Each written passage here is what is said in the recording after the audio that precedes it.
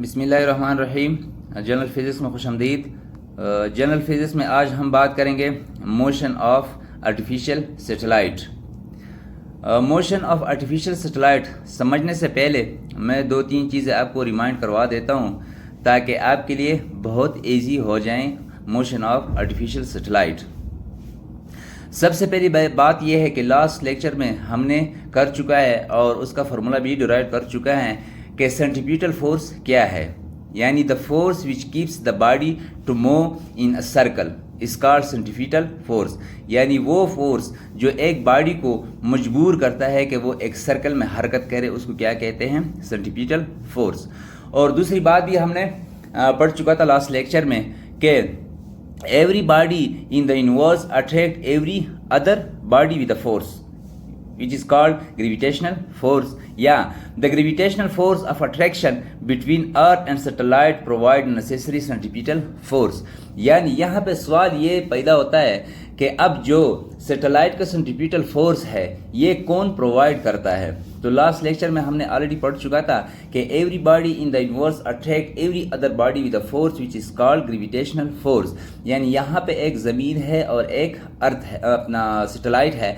तो सैटेलाइट और ज़मीन के दरमियान ग्रेविटेशनल फोर्स है और यही gravitational force centripetal force provide करता है कि इसको सैटेलाइट को, किस लिए? कि वो एक ऑर्बिट में या एक सर्कल में हरकत करे।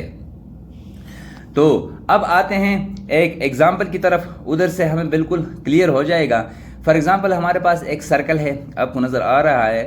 तो सर्कल में दो तीन चीज़ें हैं जो सबसे पहले हमने वो एक्सप्लेन करना है, फिर जाते हैं डेरिवेशन की तरफ। एक है हमारे पास रेडियस ऑफ अर्थ, यानी जो कैपिटल आर से हम डिनोट करते हैं। दूसरा जो है हमारे पास हाइट या altitude of satellite from the earth, यानी जो कैपिटल एच से हम डिनोट करते हैं कि एक सैटेलाइट कितना हाइट पे है ज़मीन से, कैपिटल एच से हम डिनोट करते हैं। दूसरा जो है वो है radius of satellite r not से हम डिनोट करते हैं, यानी जो सैटेलाइट का रेडियस है वो आर नॉट से डिनोट करते हैं। अब आर नॉट किस चीज़ का बराबर है?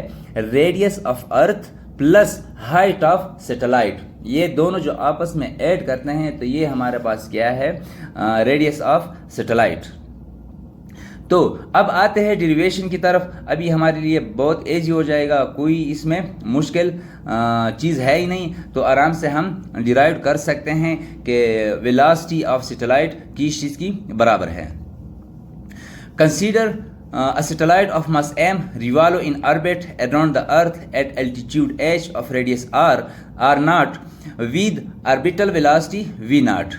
यानी हमारे पास एक सैटेलाइट है जिसका मास है m, वो एक ऑर्बिट में घूमता है, रिवॉल्व करता है या हरकत कर रहा है, जिसका हाइट है h और उसका जो रेडियस है r naught है और उसका जो ऑर्बिटल वेलोसिटी है v naught है। तो लास्ट लेक्चर में हमने ऑलरेडी ये डिराइव कर चुका था कि सेंट्रीपिटल फोर्स किस चीज़ के बराबर है? Fc is equal to mv square divided by r। अब यहाँ हम बात करते हैं सैटेलाइट का, तो v की जगह हम v नॉट पुट कर सकते हैं और r की जगह हम r नॉट पुट कर सकते हैं। तो Fc हमारे पास किस चीज़ के बराबर हो जाएगा? Fc is equal to mv not square divided by r not square. इसको हम इक्वेशन 1 नाम देते हैं। अब हमें यह भी पता है कि earth attract the body with the force which is equal to weight of the body, यानी अर्थ जो है वो हर बॉडी को अपनी तरफ खींच लेता है जितना बॉडी की वजन हो, राइट। अब F हमारे पास किस चीज़ का बराबर हो जाएगा? वेट की, और वेट किस चीज़ का बराबर है? mg। लेकिन mg के साथ यहाँ पे हम h लगा लेते हैं। क्यों लगा लेते हैं? इसलिए कि यहाँ पे g का जो वैल्यू है, g का जो वैल्यू हमें पता है कि वो चेंज होता रहता है, यानी कभी कम होता है, अगर ज़्यादा ऊपर चले जाए फिर कम होता है, नीचे आ जाए तो ज़्यादा हो जाता है। तो इस वजह से यहाँ पे हमें g का जो वैल्यू है उनका एग्जैक्ट पता नहीं कि यहाँ पे इसकी जो यहाँ पे g की वैल्यू क्या है। तो हम इसके साथ h लगा लेते हैं कि मिसाल के तौर पर g का जो वैल्यू है वो h है, यानी जिस हाइट पे सैटेलाइट है वो हम लगाते हैं कि यहाँ पे g का जो वैल्यू है क्या है? हमारे पास h है। एग्जैक्ट वैल्यू हमें पता नहीं g का।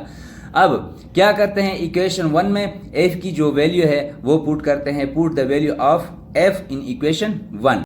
तो इक्वेशन 1 हमारे पास हो जाएगा mgh is equal to mv² divided by r not. इसको हम नाम दे देते हैं क्या, इक्वेशन नंबर 2। अब हमें क्या चाहिए, हमने फाइंड आउट करना है वेलोसिटी ऑफ सैटेलाइट का, यानी वी नॉट फाइंड आउट करना है। तो हमने क्या करना है, dividing both sides of equation 2, यानी इक्वेशन 2 को दोनों साइड mgh से डिवाइड करते हैं और r नॉट से मल्टीप्लाई करते हैं। तो हमारे पास क्या आ जाएगा, v not square is equal to gh r not. अब क्या करते हैं, taking square root on both side, दोनों साइड से स्क्वायर रूट लेते हैं। v not is equal to under the root gh r not, और हमें यह भी पता है कि r नॉट यानी रेडियस ऑफ सैटेलाइट किस चीज के बराबर है, radius of earth plus height of satellite. तो r नॉट की जगह हम r प्लस h भी लगा सकते हैं। तो हमारे पास ये हो जाएगा v not is equal to under the root gh into r plus h। तो उम्मीद है कि ये फाइनल फार्मूला जो सैटेलाइट का है या मोशन ऑफ सैटेलाइट है आपको समझ आया होगा। तो आज के लिए इतना ही काफ़ी है, दुआ में याद रखिएगा। अल्लाह हाफिज़।